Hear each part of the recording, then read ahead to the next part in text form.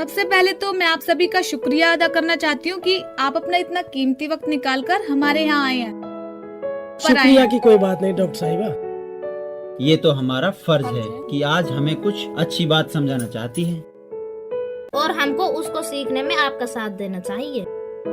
जरूर। जैसे कि आप सभी लोग जानते हैं कि हमारे गांव में टीबी की बीमारी ने अपने पैर पसार रखे हैं। बिल्कुल। परंतु आप लोगों को घबराने की कोई जरूरत नहीं है। अब टीबी का इलाज नामुमकिन नहीं मुमकिन है।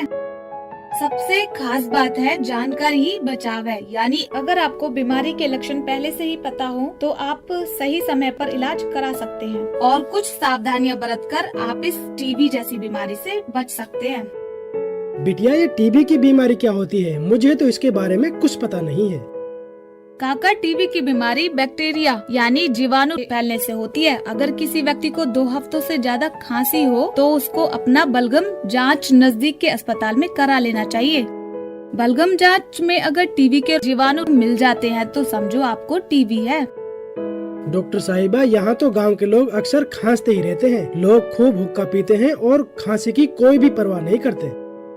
अगर टीबी वाली खांसी हो तो साथ में बुखार होता है, भूख भी नहीं लगती है, वजन कम हो जाता है और कभी कभी तो सीने में दर्द और पसीना भी आता है। अब सबको समझ आया ना? हाँ, हाँ, आ रहा है बहुत डॉक्टर अच्छा। साहिबा। बहुत बिल्कुल। अच्छे। डॉक्टर साहिबा, सुनो तो जरा। हाँ बोलिए काका। ये टीबी की बीमारी फैलती कैसे है? काका, टीबी की बीमारी हवा के जरिए एक दूसरे में फैलती है। जब एक टीबी का मरीज खुले में खांसता है, छींकता है या खुली जगह पर थूकता है तो थूक की बूंदें हवा के माध्यम से पूरे वातावरण में फैल जाती हैं और फिर आसपास के लोगों के शरीर में प्रवेश कर जाती हैं। डॉक्टर साहिबा, कुछ समझ में नहीं आया। जैसे आपने देखा होगा कि जुबेदा बहन जब भी खांसती हैं तो रुमाल या हाथों का उपयोग करके मुंह ढक कर खांसती हैं ताकि बैक्टीरिया खांसते समय वातावरण में नहीं घुले और दूसरों को बीमार नहीं करें। समझे सभी? हाँ बिटिया, बिल्कुल। अब सभी लोग मेरी बात की तरफ ध्यान दो। टीबी मुख्य रूप से 2 प्रकार की होती है। पहली फेफड़ों की टीबी और दूसरी अतिरिक्त टीबी, जिसमें हड्डी की टीबी, मस्तिष्क की टीबी और पेट की टीबी आती है। फेफड़ों की टीबी का सबसे खास लक्षण जैसे कि 2 हफ्तों से अधिक खांसी, साथ में बुखार होना, सीने में दर्द होना और वजन कम होने लगता है। डॉक्टर साहिबा, फेफड़ों की टीबी की जांच कैसे होती है? बहुत अच्छा सवाल किया है करीम काका आपने। फेफड़ों की टीबी की जांच बलगम जांच से की जाती है और यह सभी सरकारी केंद्रों में मुफ्त में होती है। डॉक्टर साहिबा, अगर किसी को कोई और टीबी हो जाए जैसे हड्डी की टीबी, पेट की टीबी, तो कैसे पहचान की जाएगी? अरे, हड्डी की टीबी होने की खास पहचान है हड्डियों में घाव पड़ जाते हैं, जगह जगह फोड़े फुंसियां हो जाती हैं और जो सामान्य इलाज के बाद भी ठीक नहीं होते हैं। साथ ही हड्डियां बहुत कमजोर हो जाती हैं और पेट की टीबी में पेट दर्द होता है, पेट में गांठें पड़ जाती हैं और बार बार दस्त लगते हैं और भूख भी नहीं लगती है। डॉक्टर साहिबा ने तो आज बहुत अच्छी जानकारी दी है। बहुत अच्छी तरह से समझा है डॉक्टर साहिबा ने। हाँ भाई, बिल्कुल।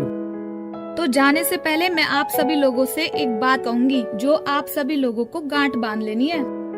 पहली बात, टीबी का इलाज पूरे भारत में सरकारी स्वास्थ्य केंद्रों पर मुफ्त होता है। दूसरी बात, जब भी आपको खांसी आए तो मुंह पर कपड़ा या हाथ लगाकर खांसें। और तीसरी बात ये है कि टीबी अगर हो जाए तो समय पर पूरी दवा खाएं, इलाज बीच में अधूरा नहीं छोड़ें।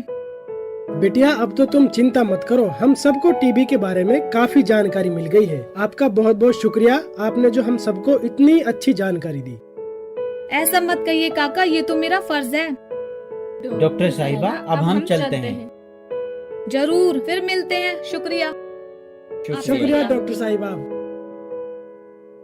साथियों, अभी आपने डॉक्टर साहिबा से टीबी के लक्षणों के बारे में जाना। अब आप हमें यह बताएं कि साधारण खांसी भी टीबी हो सकती है क्या? हर साधारण खांसी टीबी नहीं होती, पर अगर खांसी 2 हफ्ते से ज्यादा रहे तो हमें एहतियात के तौर पर अपने बलगम की जांच नजदीकी सरकारी स्वास्थ्य केंद्र में करवा लेनी चाहिए।